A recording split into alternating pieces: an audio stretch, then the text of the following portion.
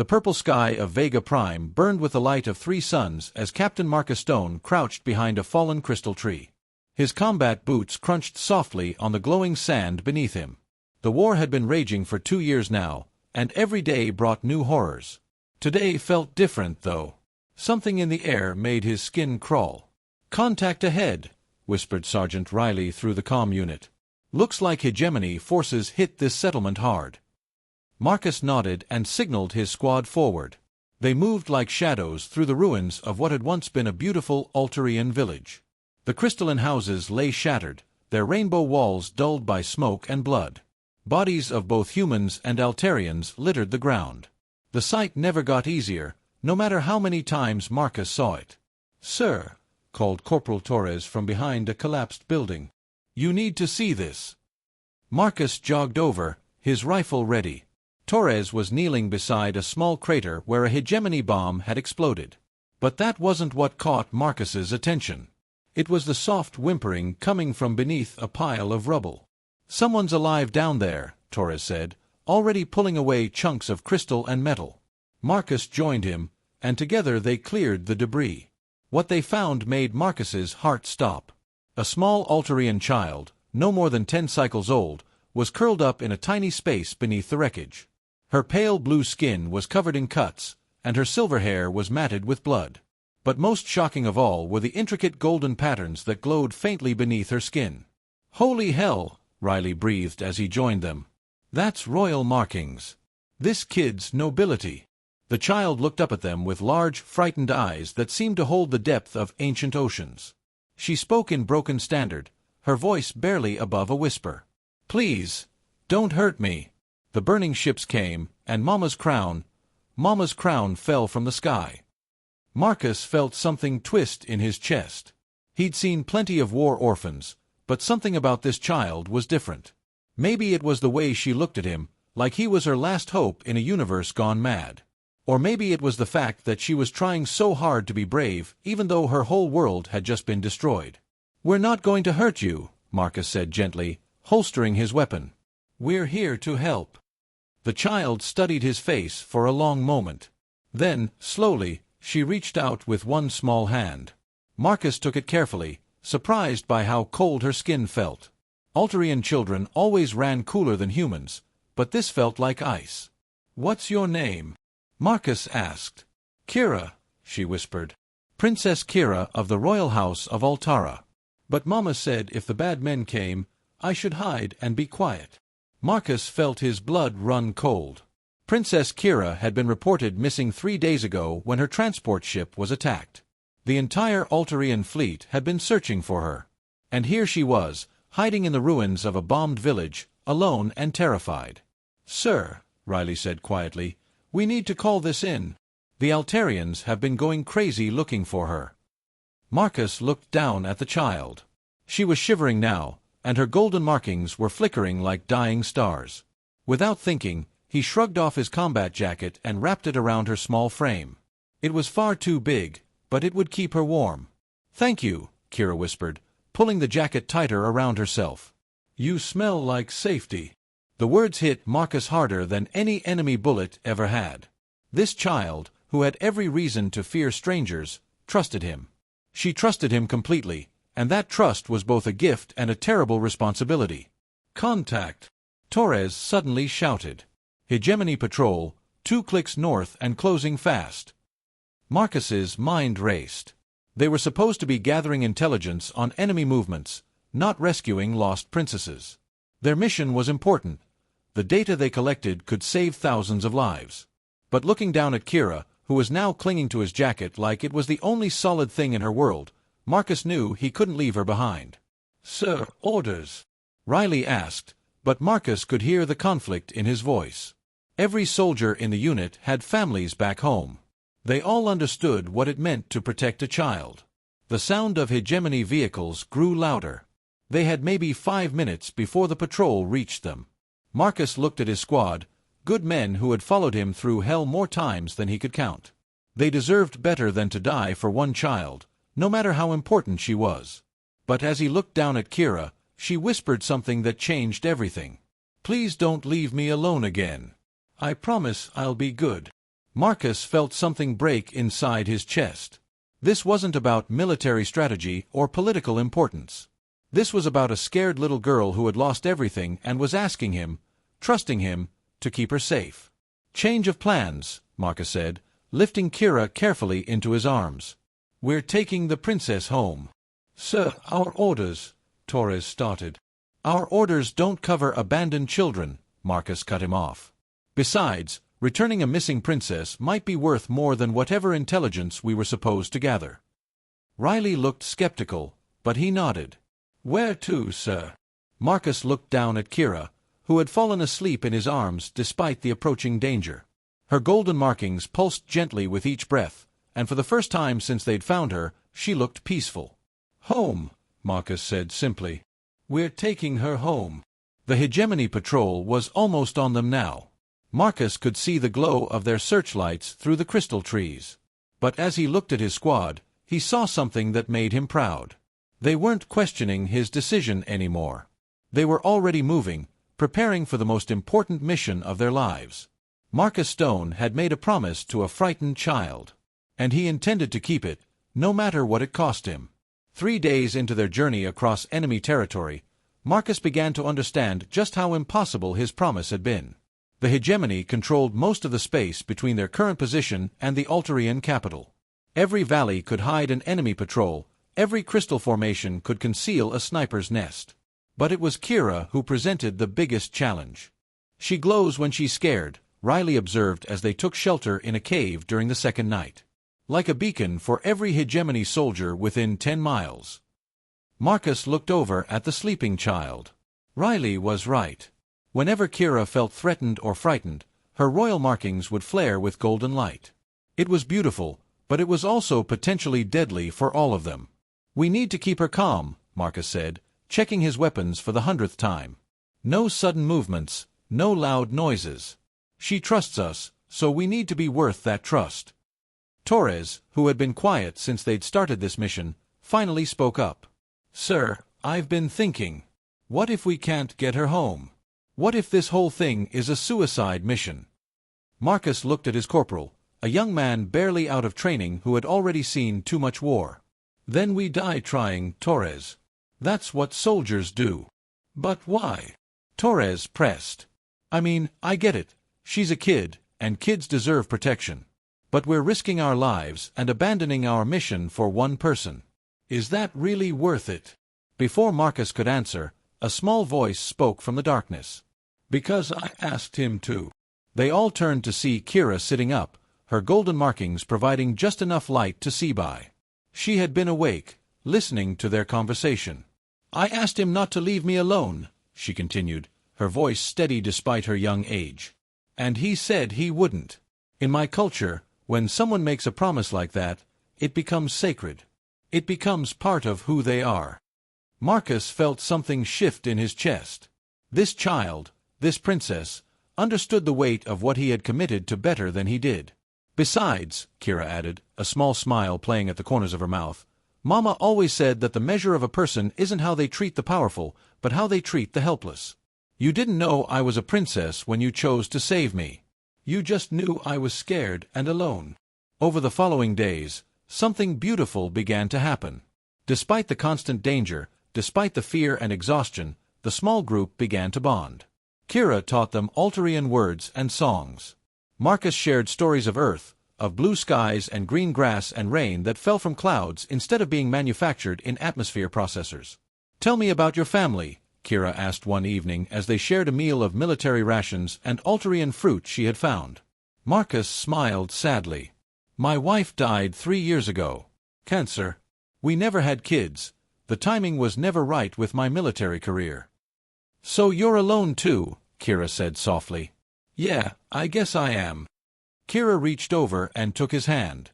"Not anymore. In Altarian culture, when someone saves your life, they become your guardian father. That means you're family now." Marcus felt tears prick his eyes. He had signed up to be a soldier, not a father. But looking at this brave little girl who had lost everything and was still trying to take care of others, he realized that maybe being a father wasn't about biology. Maybe it was about showing up when someone needed you most. The real test came on the 5th day. They had been traveling through a narrow canyon when hegemony forces ambushed them. The attack was swift and brutal, energy weapons lighting up the crystal walls, explosions echoing off the canyon floor. "Down!" Marcus shouted, pushing Kira behind a boulder as projectiles whistled over their heads. The firefight lasted only minutes, but it felt like hours. When the smoke cleared, Torres was wounded and their supplies were scattered. Worse, they could hear more hegemony units approaching from both ends of the canyon. "We're trapped," Riley said grimly, checking his ammunition. "Maybe 8 minutes before they close the net." Marcus looked at Kira, who was huddled against the rock, her markings blazing with fear. Then he looked at his wounded soldier and his grim-faced sergeant. They had followed him this far, trusted his judgment, believed in his impossible promise. Now they were all going to die because of it. "I'm sorry," Marcus said quietly. "I'm sorry I got you all into this." "Don't be," Torres said, wincing as Riley bandaged his arm. "This is the first mission in 2 years that actually felt like it mattered." But Kira wasn't listening to them. She was staring at the approaching enemy forces with an expression Marcus had never seen before, intense concentration mixed with something that looked almost like anger. "They want to hurt my guardian father," she whispered, and her markings began to pulse with a different kind of light. Not the golden glow of fear, but something deeper, more powerful. "Kira, what are you?" The world exploded into light. When Marcus's vision cleared, the entire canyon was filled with a shimmering barrier of energy. The hegemony forces were firing at it, but their weapons couldn't penetrate the shield. And at the center of it all was Kira, her small form blazing like a star. "Psychic abilities," Riley breathed. "The royal bloodline carries psychic abilities." Kira looked back at Marcus, and for a moment he saw not a frightened child but a future queen, powerful, determined, and absolutely terrifying. "I won't let them hurt you," she said simply. "You promised to protect me. Now I'm protecting you." The shield held for 20 minutes, long enough for them to escape deeper into the canyon system. When it finally faded, Kira collapsed into Marcus's arms, unconscious but alive. As Marcus carried her to safety, he realized that their journey had changed both of them. She was no longer just a frightened child, and he was no longer just a soldier following orders. They had become something new together, a family forged in the fires of war, held together by promises that neither of them could break. The psychic event had changed everything. For 3 days after Kira's desperate use of her powers, she remained unconscious, her golden markings flickering weakly as her body recovered from the strain. Marcus barely left her side, taking only brief shifts to rest while Riley and Torres kept watch. "She's burning up," Marcus said, pressing a damp cloth to Kira's forehead. Her skin felt like it was on fire, but she shivered as if she were freezing. "It's the psychic backlash," Riley explained. He had been researching Alterian physiology on his personal datapad. Royal children aren't supposed to use their abilities until they're properly trained. What she did back there, creating that shield, it nearly killed her. Marcus felt guilt twist in his stomach. If he hadn't made that promise, if he hadn't dragged her across enemy territory, she would never have been in danger. She would never have needed to use powers that could destroy her young mind. "This is my fault," he said quietly. "No," Torres said firmly. "This is war's fault. This is the hegemony's fault.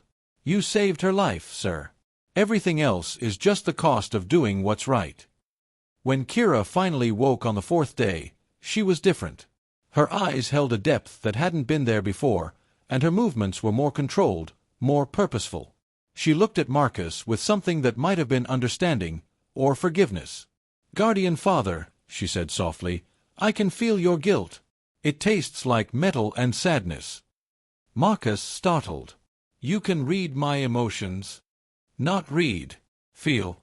It's part of the bond now." She sat up slowly, her golden markings pulsing gently.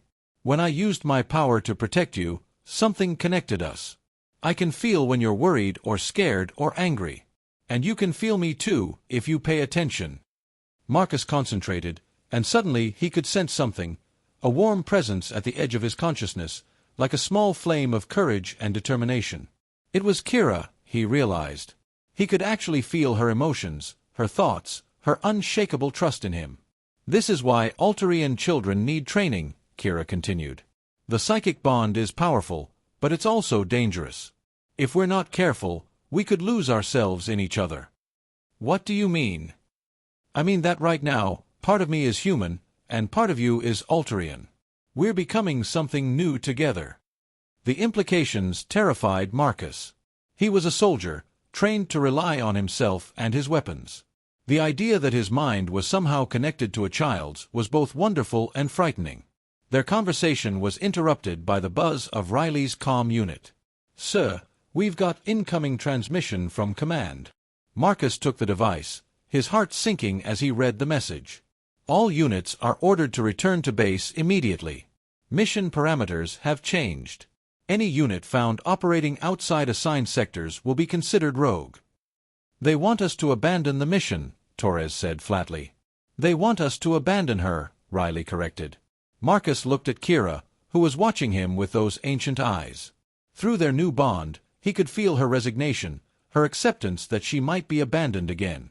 But underneath that, he sensed something else, a quiet faith that he would do the right thing, no matter what it cost. "Sir," Riley said carefully, "if we don't return, they'll declare us deserters. Court-martial, imprisonment, maybe worse. Our families will understand," Marcus finished, "because they raised men who don't abandon children." But even as he said it, Marcus knew the choice was tearing his squad apart. Torres looked relieved, but Riley was struggling. The sergeant had a wife and 2 young children back on Earth. Desertion would mean never seeing them again. "Riley," Marcus said gently, "you should go back. Take the comm unit and return to base. Tell them we were killed in action. Your family needs you." Riley stared at him for a long moment. Then he looked at Kira, who was trying very hard not to cry. "My kids," he said slowly, "would never forgive me if I abandoned a little girl who needed help. And neither would my wife." "You're sure?" "I'm sure, sir. We finish this mission together." That night, as they camped in the ruins of an ancient Alterian temple, Kira taught them about her people's history. She told them about the Great Bonding, when the first Alterian psychics had connected with other species to create understanding and peace. She spoke of the royal responsibility to protect not just Alterians, but all life. "That's why Mama fights so hard against the hegemony," she said, her markings glowing softly in the darkness. "They don't understand that all minds are connected. They think strength comes from domination, but real strength comes from unity." Marcus found himself thinking about his own species, about humanity's long history of warfare and conflict. "Humans aren't very good at unity," he said. "You are," Kira replied firmly. "You left everything behind to help me." Sergeant Riley chose his conscience over his safety. Corporal Torres is risking his life for someone he barely knows. If that's not unity, what is? Over the following days, as they continued their journey toward the Alterian capital, Marcus began to understand what Kira meant. The bond between them was growing stronger, and through it, he could feel her people's ancient wisdom. He began to see the war differently, not as humans versus aliens, but as those who understood connection fighting against those who chose isolation. The bond changed all of them. Torres became more intuitive, able to sense danger before it appeared. Riley developed an almost supernatural ability to navigate the complex terrain of Vega Prime. And Marcus found himself thinking in ways that weren't entirely human, seeing patterns and connections that his logical mind had never noticed before. But it was Kira who changed the most. The frightened child who had hidden in the rubble was gone, replaced by someone who carried herself with quiet dignity and growing power. She still looked to Marcus for protection and guidance, but now she also guided him, sharing insights about strategy and enemy movements that came from her expanding psychic abilities. "We're close now," she said one evening as they reached the outer settlements of Alterian space. "I can feel Mama's mind, like a star in the darkness. She's been searching for me, never giving up hope." Marcus smiled, feeling Kira's excitement through their bond. But he also felt something else, a growing sadness that their journey was almost over. Once they reached the capital, once Kira was safely back with her mother, what would happen to the connection they had forged? "Guardian Father," Kira said softly, as if reading his thoughts, "the bond doesn't end just because our journey does. Your family now. That's forever." Marcus pulled her close, this brave little girl who had taught him so much about courage and love and sacrifice. Tomorrow, they would reach the capital. Tomorrow, he would fulfill his promise and return her to her mother. But tonight, they were still together, still a family created by choice and strengthened by impossible circumstances. Through their bond, he felt Kira's contentment, her absolute trust that everything would work out as it should. And for the first time since this whole mission had begun, Marcus allowed himself to believe that maybe, just maybe, they were going to make it home. The Altarian capital city of Lumina rose from the crystal plains like a living jewel. Its spires twisted toward the purple sky, each one pulsing with the same golden light that marked Kira's royal blood. Marcus had seen pictures of the city in military briefings, but nothing had prepared him for the reality of it. The entire city seemed alive, breathing with an energy that made his skin tingle. "It's beautiful," Torres whispered, his voice full of wonder. Kira stirred in Marcus's arms, where she had been sleeping for the past hour. Through their bond, he felt her sudden rush of joy and homesickness. "We're here," she said, her golden markings flaring brighter than Marcus had ever seen them. "We're really here." But their arrival at the city's outer gates was not the triumphant return Marcus had hoped for. The Altarian guards who stopped them looked at the small group with suspicion and barely concealed hostility. 3 human soldiers, dirty and exhausted from weeks of travel, carrying what appeared to be a young Altarian child. "State your business," the lead guard demanded in accented standard. His weapon remained holstered, but his hand rested on it meaningfully. "We're returning Princess Kira to Queen Lyra," Marcus said, trying to keep his voice steady. "She was lost during the transport attack 3 weeks ago." The guards exchanged glances, and Marcus heard one of them mutter something in the Altarian language. Through his bond with Kira, he caught fragments of the meaning, impossible, dead, human tricks. "The princess is dead," the lead guard said flatly. "Her transport was destroyed. There were no survivors. Now state your real business, or return to your own territory." Marcus felt Kira tense in his arms. Her markings began to pulse with agitation, and he could feel her hurt and confusion through their bond. She had been looking forward to this moment for weeks, dreaming of her mother's embrace, and now the very people who should have been protecting her were turning them away. "I am Princess Kira of the Royal House of Altara," she said, her young voice carrying an authority that made the guards step back. "And I demand to see my mother." The lead guard studied her face carefully. Marcus could see the moment when recognition began to dawn, the shape of her features, the pattern of her markings, the way she held herself despite her youth. But doubt still clouded his expression. "The princess had different clothing," he said slowly. "Different markings. And she certainly would not be traveling with human soldiers." Kira slipped from Marcus's arms and stood before the guards, her small form somehow commanding despite her size. "My ceremonial robes were destroyed in the crash. My markings have matured because I have been through trials that forced my abilities to awaken early. And these humans are not my captors, they are my family." The word family seemed to shock the guards more than anything else. In Altarian culture, family bonds were sacred, and to claim humans as family was almost unthinkable.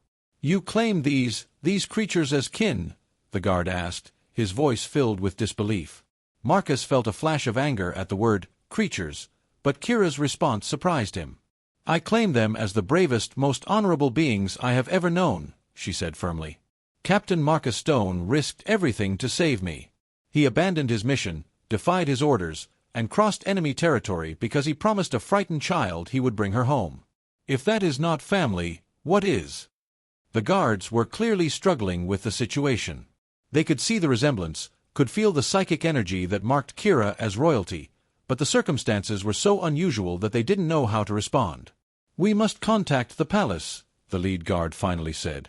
"You will wait here under guard until we receive instructions." The next hour was the longest of Marcus's life.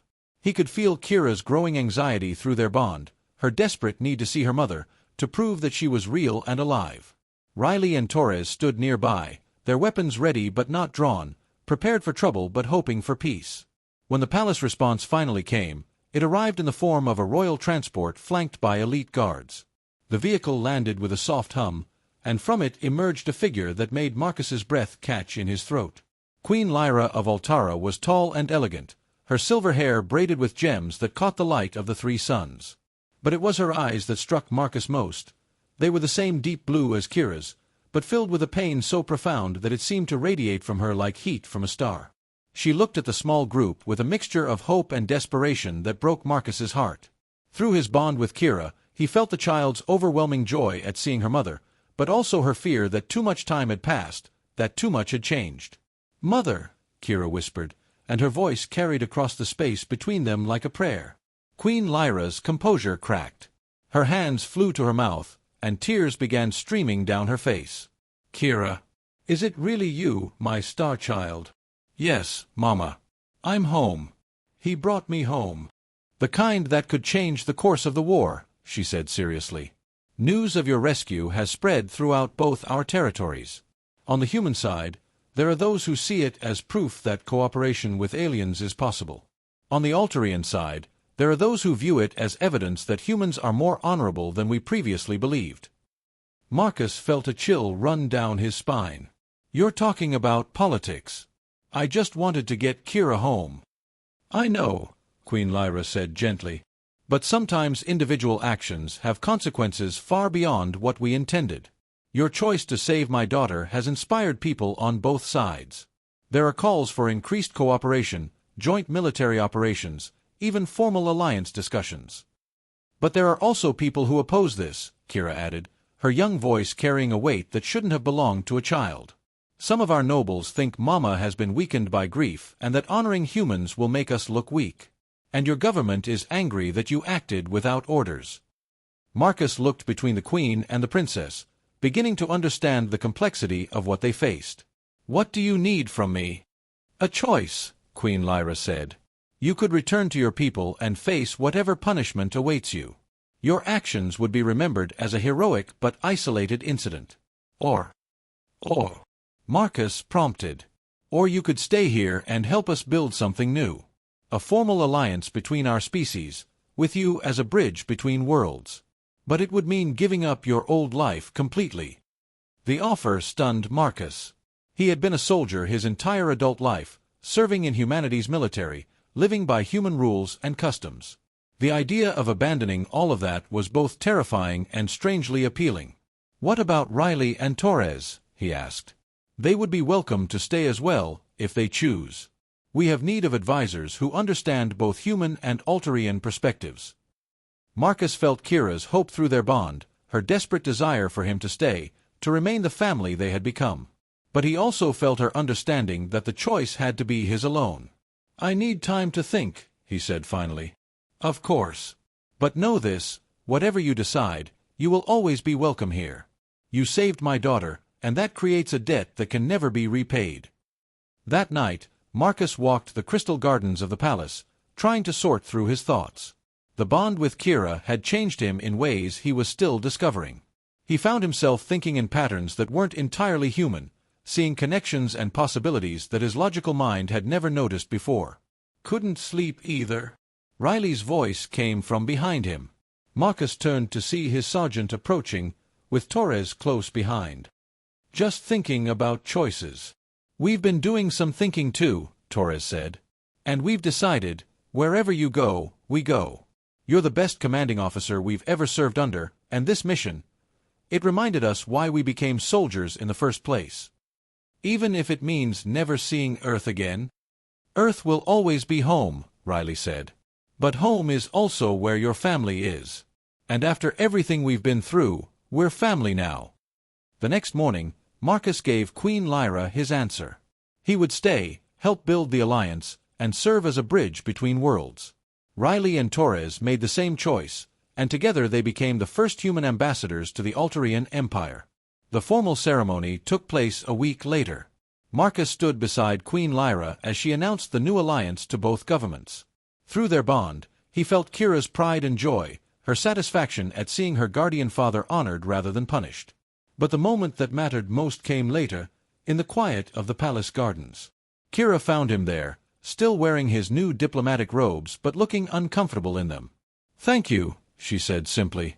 "For what?" "For keeping your promise. For bringing me home. For staying." Marcus knelt down so they were eye to eye. "Thank you for trusting me." for teaching me that family isn't about blood or species. It's about choosing to love someone and protect them, no matter what. Guardian Father, Kira said, her golden mockings pulsing with contentment, I have something to tell you. The psychic bond we share, it's permanent. Even when I'm grown up and ruling alongside Mama, even when you're old and gray, we'll always be connected. You'll always be my family. Marcus felt tears prick his eyes. Always. Always, she confirmed. Years later, when Kira had grown into a wise and powerful queen, she would often speak of the human soldier who had taught her that true strength came not from power or position, but from the simple choice to help someone in need. And Marcus, now Ambassador Stone, would tell anyone who would listen about the brave little girl who had shown him that family was something you created, not something you were born into. The war with the hegemony ended within 2 years, brought to a close by the unprecedented cooperation between human and Alterian forces. And at the heart of that alliance was a bond forged in the crystal forests of Vega Prime, when a soldier made a promise to a frightened child and discovered that sometimes the smallest choices have the biggest consequences.